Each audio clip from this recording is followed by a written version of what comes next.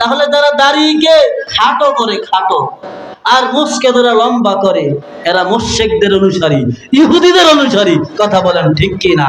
আর যারা মুসকে খাটো করে দাড়িকে আপন গতিতে ছেড়ে দেয় বা মাসলা অনুযায়ী এক মুষ্টি রাখে, এরাই হচ্ছে আসল সুন্নি, আসল প্রেমিক, আসল নবীর উম্মত। কথা বলেন ঠিক কি না?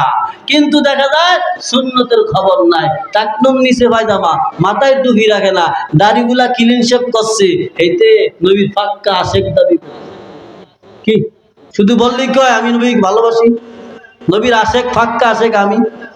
বাবাদিরা, ভাইয়েরা আমার, তাহলে নবীজিকে মুহাব্বত করতে হবে রাসূলুল্লাহর সুন্নত মানার মাধ্যমে।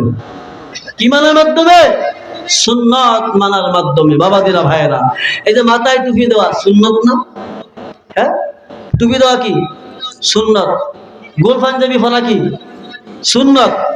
কি সুন্নত? এগুলা যে টুপি নিয়া মনে করেন আমরা নবীর সুন্নাত মাথায় টুপি দিলাম, আমি টুপি দেই না, যেতে দিছে এটারে দেখতারি না, আমি পাঞ্জাবি পরি না, যেতে বসছে এটারে দেখতারি না, এটা কি নবীর আদর্শ হইল? তাহলে আপনি নবীর সুন্নাতকে অ্যাঙ্গার করলেন, কি অ্যাঙ্গার করলেন, ঘৃণা করলেন।